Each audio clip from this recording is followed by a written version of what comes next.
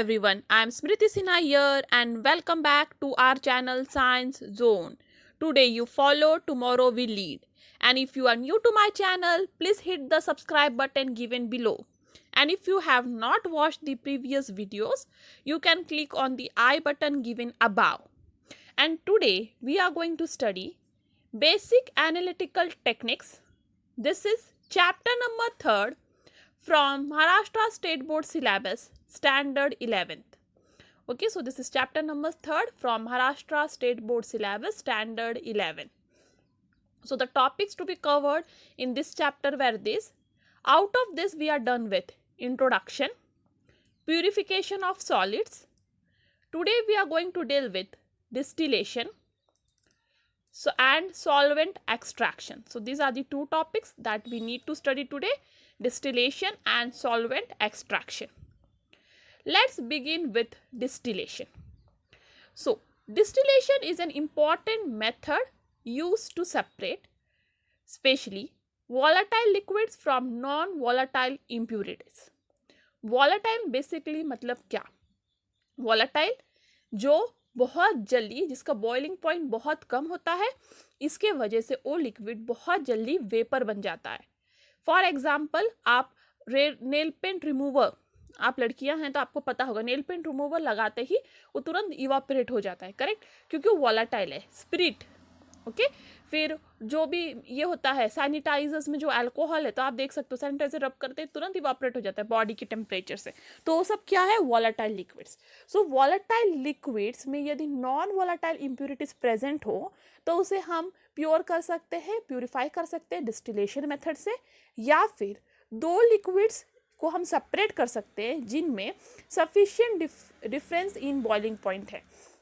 Suppose मेरे पास दो liquid है, एक का बॉइलिंग पॉइंट अराउंड 35 है और एक का बॉइलिंग पॉइंट 100 है, तो इनमें डिफरेंस ऑफ बॉइलिंग पॉइंट बहुत हाई है, तो आप ये दो लिक्विड्स को सेपरेट आउट कर सकते हो by distillation method. So distillation method basically is purification of liquid.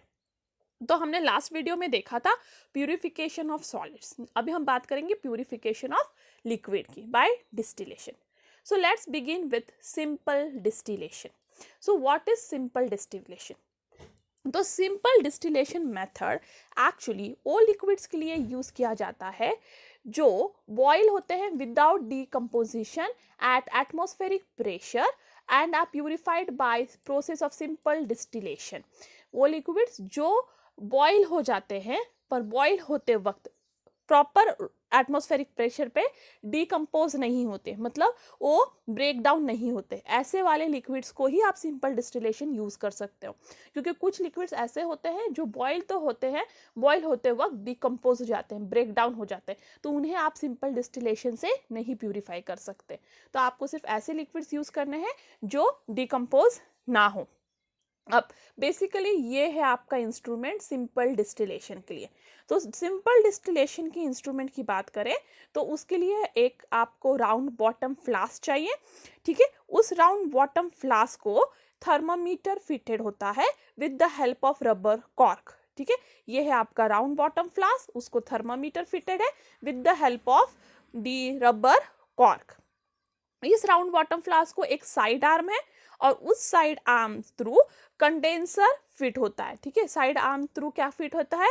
आपका वाटर कंडेंसर. और ये कंडेंसर को एक जैकेट होता है, तो आप देख सकते हैं ये जो पार्ट है, ये वाला पार्ट इतना राउंड, ये है साइड जैकेट.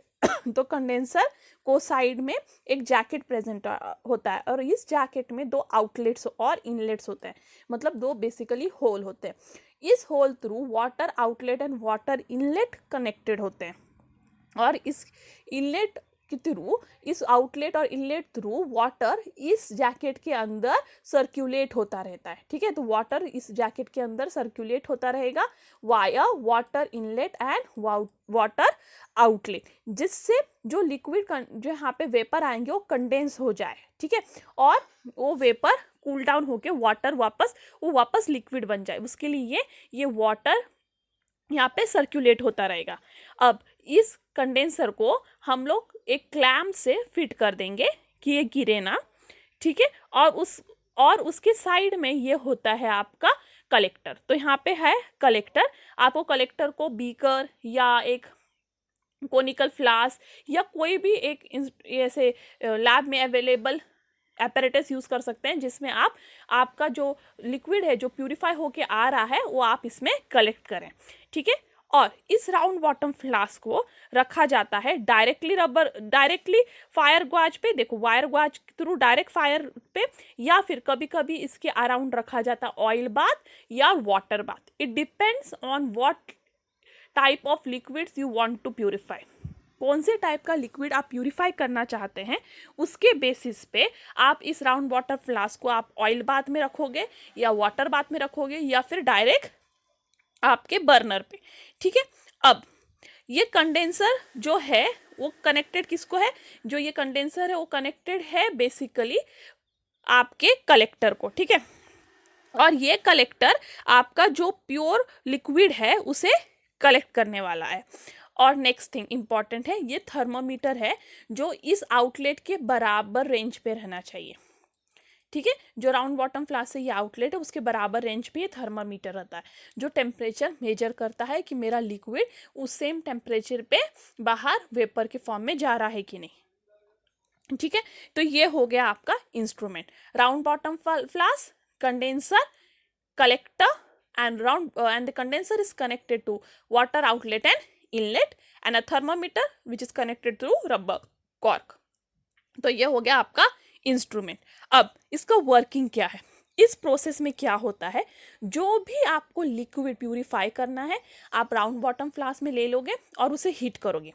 जब हीट करोगे तो एक पर्टिकुलर बॉइलिंग पॉइंट पे, सपोज इस लिक्विड का बॉइलिंग पॉइंट है जिसको आप प्यूरिफाई कर रहे हो, उसका boiling point suppose 38 degree Celsius है।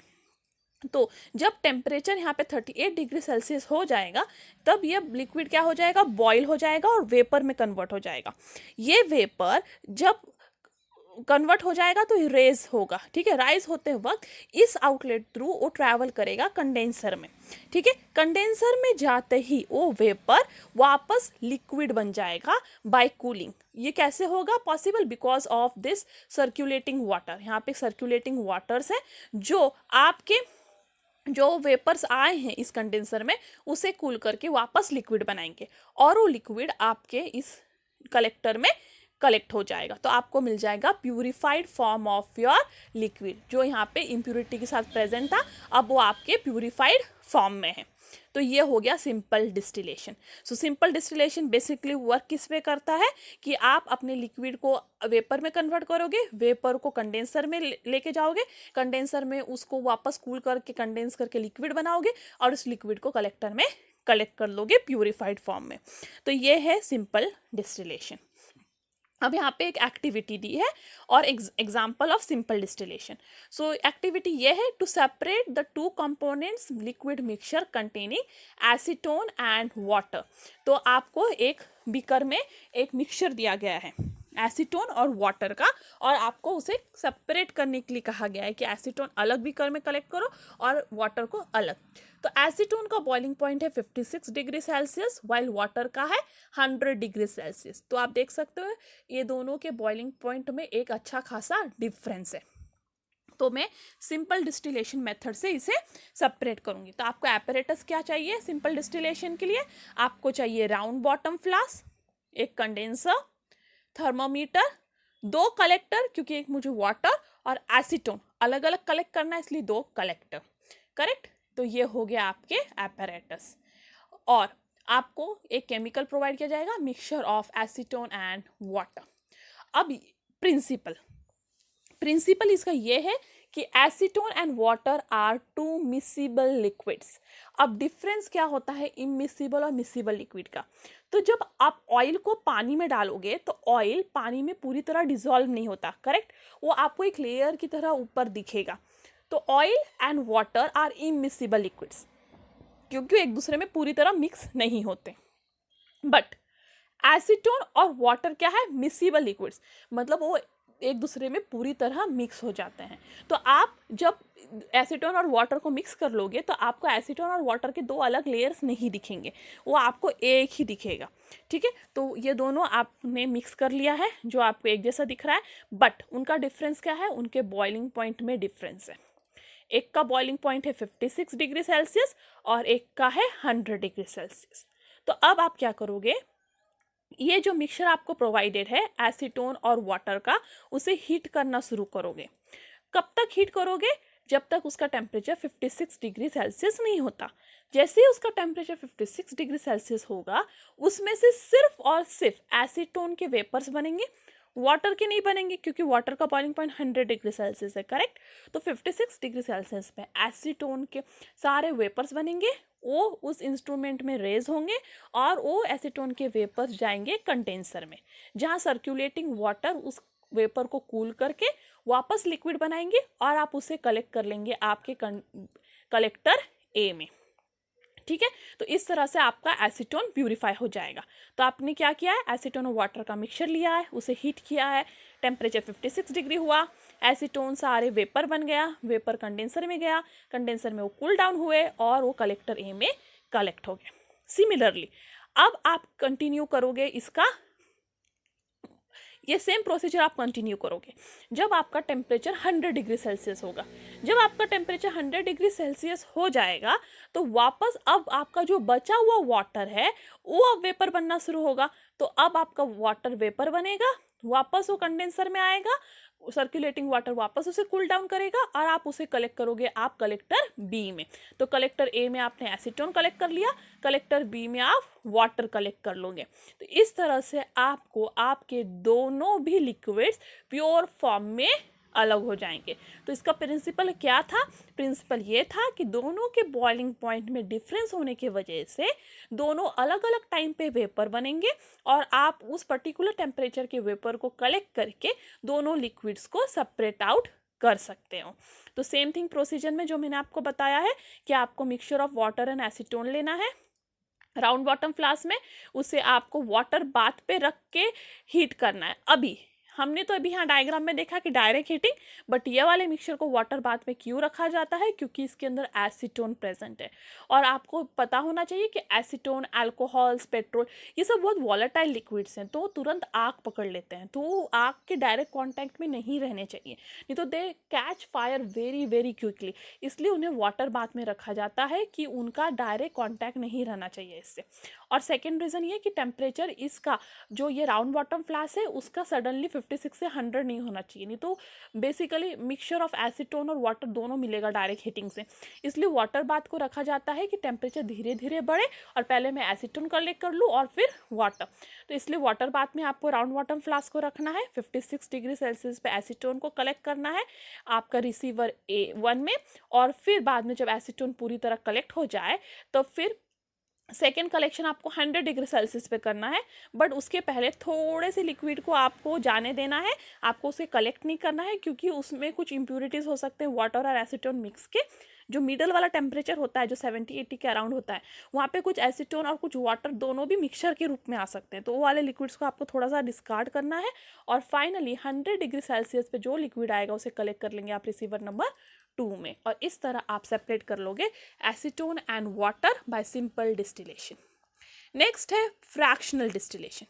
अब फ्रैक्शनल डिस्टिलेशन की ज़रूरत कब पड़ती है?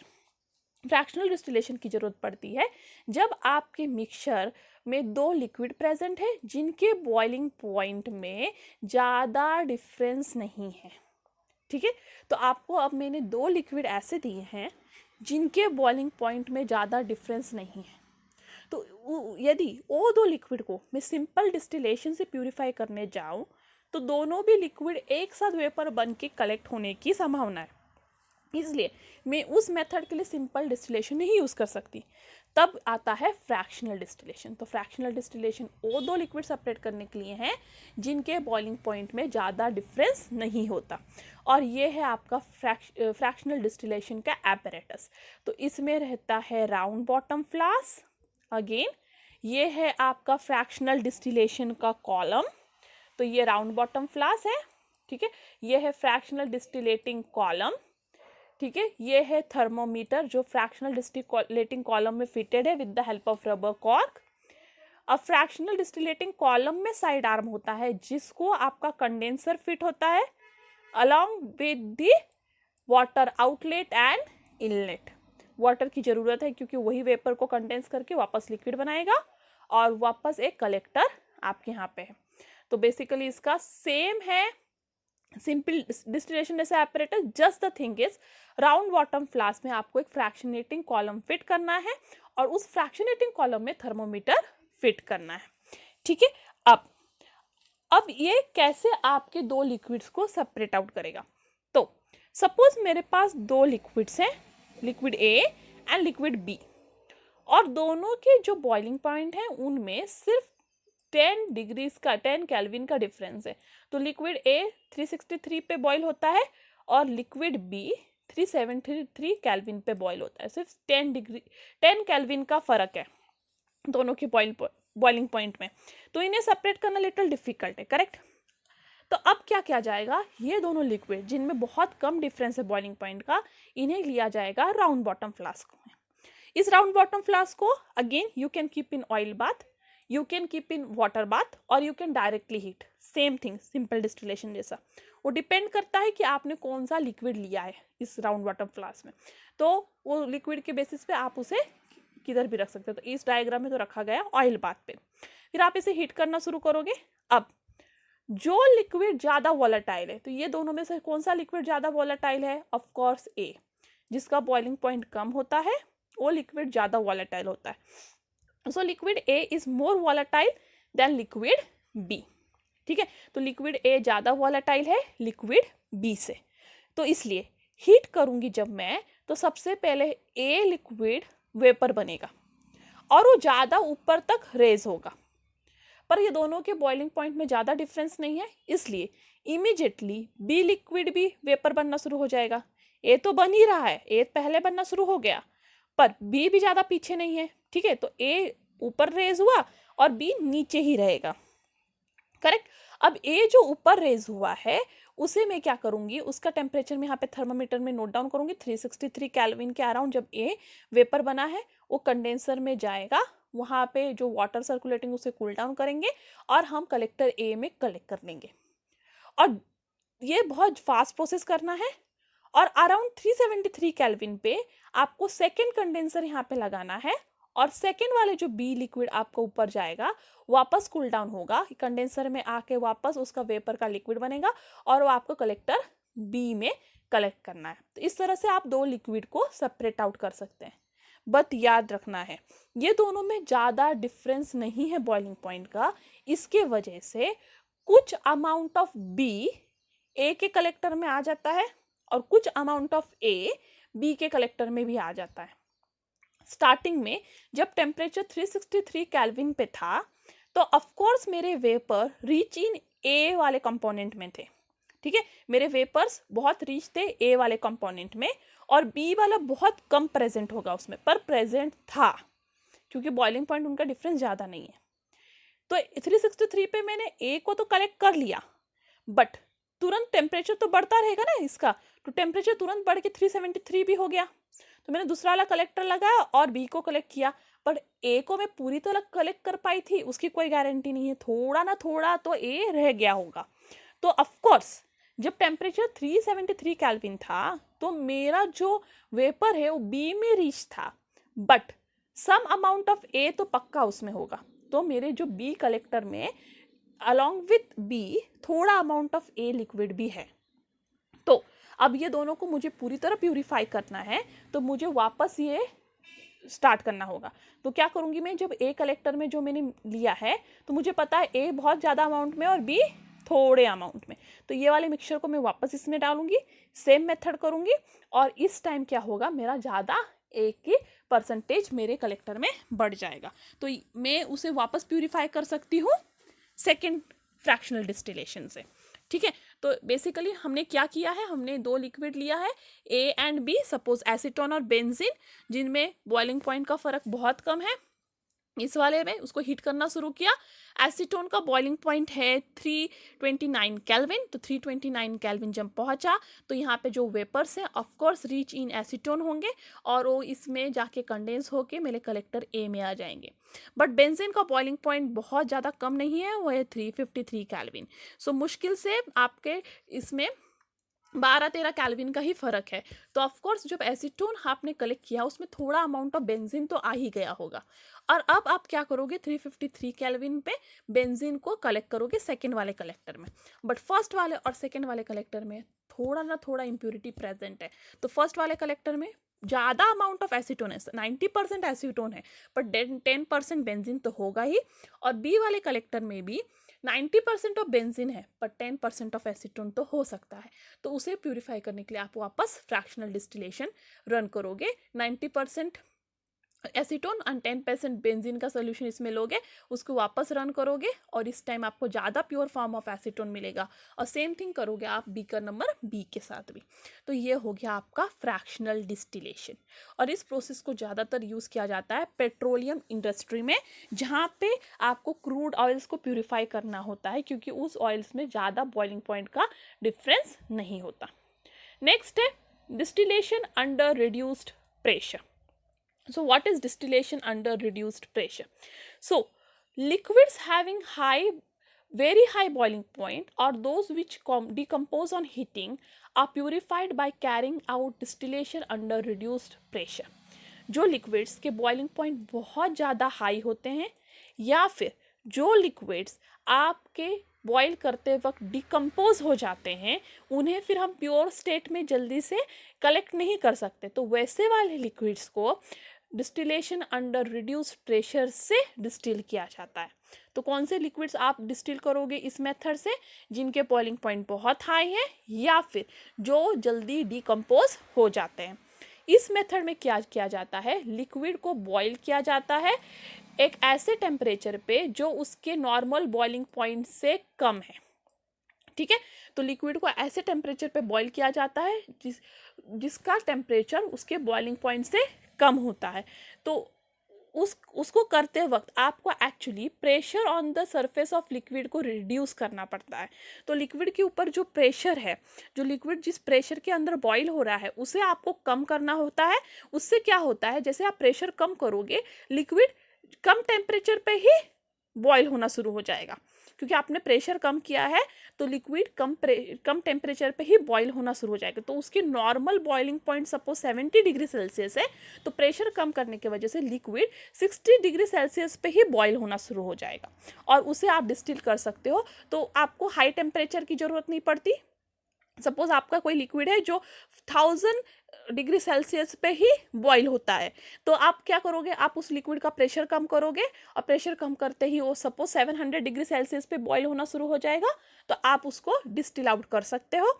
या फिर कोई ऐसा लिक्विड है जो हाई टेम्परेचर पे डिकम्पोज हो रहा है, तो आपको उसको लो टेम्परेचर पे डिस्टिल करना है, तो आप वापस उस लिक्विड का वेपर प्रेशर कम करोगे।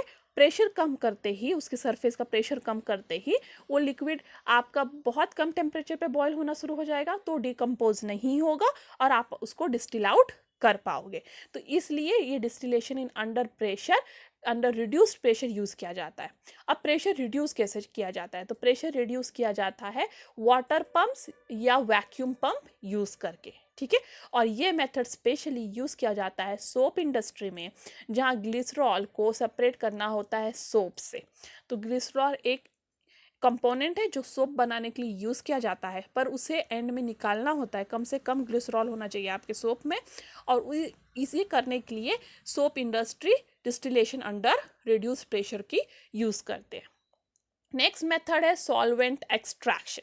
सो this is the different method than distillation. ठीक है, सॉल्वेंट एक्सट्रैक्शन। अभी solvent extraction method actually organic components या ऑर्गेनिक सॉलिड्स को सेपरेट आउट करने के लिए यूज़ किया जाता है। तो when organic substance is present in aqueous solution, it can be extracted from that solution by shaking it with an organic solvent in which the substance is more soluble. Suppose मैंने आपको एक substance A दिया है जो organic substance है, suppose benzoic acid है। ठीक है, बेंजोइक एसिड या फिर मैंने आपको कोई भी एक सॉलिड दे दिया जो लैब में अवेलेबल है, सपोज नैफ्थलीन दे दिया, ठीक है, नैफ्थलीन तो आपको पता है, आप घर में यूज़ करते हो नैफ्थलीन बॉल्स, तो उस नैफ्थलीन को मैंने आपको दे दिया और मैंने क्या किया, उसका मिक्स पाउडर करके उसे पानी में मिक्स कर दिया है और मैंने कहा कि आप मुझे नैफ्थलीन वापस ला के दो, पर तो एक्वा सोल्यूशन में है, तो आप उस नैफ्थलीन को उस एक्वा सोल्यूशन से निकाल सकते हो बाय यूजिंग ऑर्गेनिक सॉल्वेंट, क्योंकि नैफ्थलीन ऑर्गेनिक कंपोनेंट है और आपको पता है लाइक डिजॉल्व्स लाइक, तो ऑर्गेनिक कंपोनेंट को ऑर्गेनिक सॉल्वेंट ज़्यादा डिजॉल्व करता है। ऑफकोर्स वो वाटर में डिजॉल्व हो गया होगा but it will be partial, तो ऑर्गेनिक कंपोनेंट ज़्यादा ऑर्गेनिक सॉल्वेंट में डिजॉल्व होते हैं। तो आप क्या करोगे, आप जो मैंने मिक्सचर दिया आपको नैफ्थलीन और वाटर का, आप उसको आपके ऑर्गेनिक सॉल्वेंट के डाल के, उसमें ही ऑर्गेनिक सॉल्वेंट डाल के आप शेक करोगे, जिससे क्या होता है, आपका जो नैफ्थलीन है वो वाटर में से निकल के ऑर्गेनिक सॉल्वेंट में डिजॉल्व हो जाता है, क्योंकि उसमें वो ज़्यादा डिजॉल्व हो सकता है, तो करेक्ट, उसमें जाके वो ज़्यादा मिक्स हो जाएगा और इस तरह से आप उस सब्सटेंस को ऑर्गेनिक सॉल्वेंट में कलेक्ट करके और वापस उस ऑर्गेनिक सॉल्वेंट को डिस्टिल आउट करके आप मुझे नैफ्थलीन निकाल के दे सकते हो। तो बेसिकली करना क्या है आपको इसमें, तो इसमें आपको ऐसा एक सॉलिड दिया है जो ज़्यादा ऑर्गेनिक सॉल्वेंट में डिजॉल्व होना चाहिए, ना कि एक्वा सॉल्वेंट में, तो ये है आपका सॉल्वेंट एक्सट्रैक्शन का इंस्ट्रूमेंट। तो इसे आपको लेना है और अब क्या करना है आपको, अब जो मैंने आपको ऑर्गेनिक सॉल्यूट दिया है पानी में मिक्स करके, वो आप पहले इसमें फिल कर लोगे, ठीक है, ये वाला लेयर फिल कर लिया। अब इसमें आप सॉल्वेंट लेयर, मतलब ऑर्गेनिक का सॉल्वेंट का एक लेयर डालोगे, ठीक है, ऑर्गेनिक सॉल्वेंट का लेयर आप डालते ही इसे आप कॉर्क बंद कर दोगे और इसे शेक करना शुरू करोगे, ठीक है। शेक करना क्यों है कि जो ऑर्गेनिक सब्सटेंस वाटर में प्रेजेंट है वो ऑर्गेनिक सॉल्वेंट के कांटेक्ट में आए और वाटर से निकल के ऑर्गेनिक सॉल्वेंट में मिक्स हो जाए, ठीक है, इसलिए आपको इसे शेक करना है। शेक करने के बाद आप 2 मिनट्स के लिए इस इंस्ट्रूमेंट को स्टेबल होने दोगे। स्टेबल होने के बाद वो ऐसा दिखने लगेगा, देखो आपके ऑर्गेनिक सॉल्वेंट का कलर टोटली चेंज हो गया है, क्योंकि आपका ऑर्गेनिक कंपोनेंट जो वाटर में प्रेजेंट था अब वो ऑर्गेनिक सॉल्वेंट में प्रेजेंट है। इसलिए शेक करने के बाद देखो बिफोर एक्सट्रैक्शन वो ऐसा था, ऑर्गेनिक कंपोनेंट वाटर में प्रेजेंट था और ये आपका ऑर्गेनिक सॉल्वेंट जो आपने लिया है वो प्योर फॉर्म में येलो कलर का था। जब आपने इसको शेक कर लिया तो आफ्टर एक्सट्रैक्शन क्या हो रहा है, जब शेक कर रहे थे तब यहाँ का ऑर्गेनिक कंपोनेंट आपके ऑर्गेनिक सॉल्वेंट में जाके मिक्स हो गया और आपने जब रुके आप और 2 मिनट्स उसको स्टेबल होने दिए तो आपने देखा कि आपके ऑर्गेनिक सॉल्वेंट का कलर चेंज हो गया है, क्योंकि उसमें ऑर्गेनिक कंपोनेंट मिक्स हो चुका है और वाटर ऐसे के ऐसे। The best thing about this is कि वाटर और ऑर्गेनिक सॉल्वेंट्स कभी भी एक दूसरे में मिक्सिबल नहीं होते। It is similar as oil plus water. Oil और वाटर को आप कभी मिक्स नहीं कर सकते, हमेशा ऑयल वाटर पे एक लेयर की तरह रहता है, करेक्ट। तो सेम थी कि ऑर्गेनिक लिक्विड्स का होता है कभी वाटर में मिक्स नहीं होता। आप ये दोनों लेयर को आपके नेकेड आई से ही देख सकते हो। जब आप ये करोगे तो आप नेकेड आई से ही देखोगे एक डिफरेंस कि उसके ऊपर मेरा ऑर्गेनिक सॉल्वेंट है और उसके नीचे मेरा वाटर, वो नेकेड आई से ही दिखता है। तो ये आप देख सकते हो बहुत इजीली, क्योंकि दोनों एक दूसरे में मिसिबल नहीं। जैसे आप ऑयल को वाटर से बहुत इजीली डिफ्रेंशिएट कर सकते हो, वैसे आप ऑर्गेनिक सॉल्वेंट को भी कर सकते हो। तो आपको ऑर्गेनिक सॉल्वेंट का एक अलग लेयर दिखेगा, अलग कलर में ही, और वाटर अलग। तो आप क्या करोगे, इस वाले कॉर्क को ओपन करोगे और ये वाटर को नीचे बीकर में कलेक्ट कर लोगे। कब तक, जब तक आपको वाटर दिख रहा है। जैसे ही आपको दिखेगा ग्रीन लेयर यहाँ पे पहुंच गया, आप इस कॉर्क को बंद कर दोगे और इसे फिर सेकेंड बीकर में कलेक्ट कर लोगे। तो एक बीकर में आपको आपका वाटर मिल जाएगा, दूसरे बीकर में आपको मिलेगा आपका organic component plus organic solvent, ठीक है, organic component and organic solvent का मिक्सचर मिलेगा। अब इस बीकर को आप सिंपल डिस्टिलेशन या फ्रैक्शनल डिस्टिलेशन से आप इसको डिस्टिल आउट कर सकते हो, जिससे सॉल्वेंट आपका निकल जाएगा और जो सॉलिड है वो आपके राउंड बॉटम फ्लास्क में रह जाएगा, क्योंकि सॉलिड वहाँ से नहीं निकल सकता वेपर बन के। तो आपका लिक्विड तो निकल जाएगा वेपर बन के डिस्टिलेशन मेथड में, और आपका जो सॉलिड है वैसे के वैसे नीचे राउंड बॉटम फ्लास्क में रहेगा, जिसको आप बाद में स्क्रैप आउट करके निकाल सकते हो। तो इस तरह से आपको आपका नैफ्थलीन या कोई भी ऑर्गेनिक कंपोनेंट है वो प्योर फॉर्म में मिल जाएगा, भले ही वो एक्वा सोल्यूशन में पहले डिजॉल्व था। तो ये हुआ आपका solvent extraction method. So that's all for today. Thank you.